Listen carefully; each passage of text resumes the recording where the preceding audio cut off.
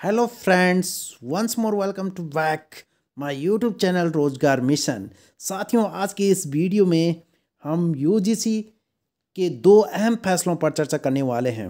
विश्वविद्यालय अनुदान आयोग ने यहाँ पर पीएचडी में प्रवेश परीक्षा और जो केंद्रीय विश्वविद्यालय है वहाँ पर यूजी और पीजी कक्षाओं में दाखिले को लेकर के यहाँ पर नए निर्णय आपको देखने को मिलेंगे। तो साथियों, आइए इन पर चर्चा करते हैं। यूजीसी गाइडलाइन 2022-23 विश्वविद्यालय अनुदान आयोग यानी यूजीसी ने देश भर के केंद्रीय सहायता प्राप्त विद्यालयों यानी सेंट्रल यूनिवर्सिटी में रिसर्च, पीएचडी और अंडर ग्रेजुएट और पोस्ट ग्रेजुएट यानी यूजी और पीजी दाखिलों को लेकर के बड़े फैसले लिए हैं। आयोग ने पीएचडी में दाखिला के लिए राष्ट्रीय पात्रता परीक्षा यानी नेट परीक्षा उत्तीर्ण होना जरूरी कर दिया है। तो वहीं दूसरी ओर केंद्रीय सहायता प्राप्त उच्च शिक्षा संस्थानों में विभिन्न स्नातक और प्राय स्नातक पाठ्यक्रमों में दाखिले सामान्य प्रवेश परीक्षा यानी सीईटी के माध्यम से लिए जाने के निर्देश जारी कर दिए हैं।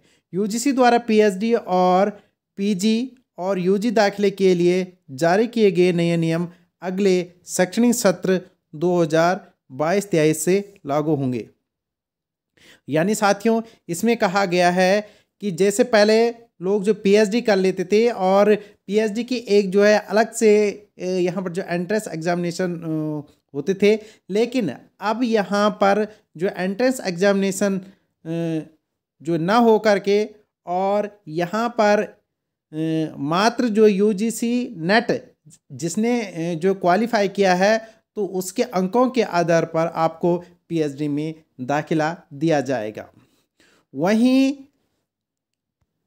जो आपकी केंद्रीय स्तर की जितनी भी यूनिवर्सिटियां हैं तो उनमें एक जो कॉमन टेस्ट होगा जिसका नाम रखा जाएगा सीईटी और उसके माध्यम से यूजी और पीजी कक्षाओं में दाखिला दिया जाएगा, जो कि सत्र 2022 और 23 से लागू किए जाएंगे। ये आप इसमें देख सकते हैं कि 2022-23 से होगी केंद्रीय विश्वविद्यालय में दाखिलों के लिए प्रवेश परीक्षा। विश्वविद्यालय अनुदान आयोग ने कहा है कि केंद्रीय विश्वविद्यालय में स्नातक और स्नातकोत्तर पाठ्यक्रमों में दाखिल के लिए साझा परीक्षा यानी सीईटी शैक्षणिक सत्र 2022-23 से कराई जा सकती है। इन परीक्षाओं का आयोजन नेशनल टेस्टिंग एजेंसी यानी एनटीए के जरिए कराया जाएगा। यूजीसी ने यह भी बताया है कि जहां संभव होगा पीएचडी में दाखिले के लिए नेट स्कोर का इस्तेमाल किया जाएगा। यानी अब जो है जिसका नेट का एग्ज़ाम क्वालिफाइड यानी किया हुआ होगा तो वही जो है पीएचडी प्रवेश परीक्षा में दाखिला ले सकेगा और यह जो है नेट के जो स्कोर होगा तो उसके आधार पर इसमें एडमिशन दिया जाएगा। यूजीसी ने सभी उपकुलपतियों को लिखे पत्र में कहा है कि सभी केंद्रीय विश्वविद्यालयों को सलाह दी जाती है कि वह शैक्षणिक सत्र 2022-23 से साझा प्रवेश परीक्षा के लिए उचित कदम उठाएं। यह परीक्षा कम से कम 13 भाषाओं में आयोजित कराई जाएगी, जिसमें एनटीए पहले से ही जेईई और नीट का आयोजन कर रही है। यूजीसी ने कहा है कि राज्य और निजी विश्वविद्यालय भी अपनी इच्छा के अनुसार साझा प्रवेश परीक्षा को अपना सकते हैं। राष्ट्रीय शिक्षा नीति 2020 में सभी केंद्रीय विश्वविद्यालयों में दाखिले के लिए एनटीए के जरिए साझा प्रवेश परीक्षा आयोजित करने का प्रस्ताव किया गया है। उच्च शिक्षण संस्थानों में दाखिले के लिए विषय आधारित साझा परीक्षा और कॉमन एप्टीट्यूड टेस्ट कराने की खातिर एनटीए एक स्वायत्त एजेंसी है।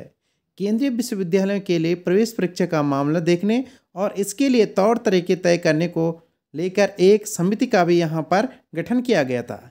साझा प्रवेश परीक्षा पर चर्चा के लिए इस समिति की कई बैठकें भी हो चुकी है। समिति की सिफारिशों पर विचार करने के लिए इसके सदस्यों की 21 नवंबर को केंद्रीय विश्वविद्यालय के उपकुलपतियों के साथ भी बैठक हो चुकी है। तो देखिए साथियों, अब यहाँ पर दो निष्कर्ष यहाँ पर जो है आए हैं। एक ये कि जितने भी केंद्रीय विद्यालय हैं यानी केंद्रीय विश्वविद्यालय है, तो वहाँ पर जो है प्रवेश परीक्षा के लिए या एक संयुक्त CET जो परीक्षा आयोजित होगी। वहीं दूसरी ओर कि जो PhD में एडमिशन होगा उसका आधार आपका NTA नेट के आधार पर लिया जाएगा। तो साथियों ये थी आज की अपडेट। और साथियों मेरे हिसाब से ये जो फैसला है ये बहुत ही सराहनीय है, क्योंकि पहले क्या होता था कि PhD लोग मात्र रुपयों के बल पर, यानी जिसके पास जो आर्थिक क्षमता अच्छी है तो वह कहीं से भी आपके PhD को PhD डिग्री जो 2 साल के भीतर भीतर जो लेकर के आते थे। लेकिन अब ऐसा नहीं होगा, यानी जिसके अंदर क्वालिटी होगी, जो पहले नेट पास होगा, वही अभ्यर्थी PhD के लिए भी दाखिला ले सकेगा। तो साथियों ये एक बहुत ही सराहनीय कदम है मेरे हिसाब से। यदि आपके अनुसार कोई जो है दूसरा माध्यम जो अच्छा लगे, या फिर आपका क्या कहना है इसको लेकर के, तो आप भी अपना जो है मत दे सकते हैं कमेंट सेक्शन पे। ओके साथियों, थैंक्स।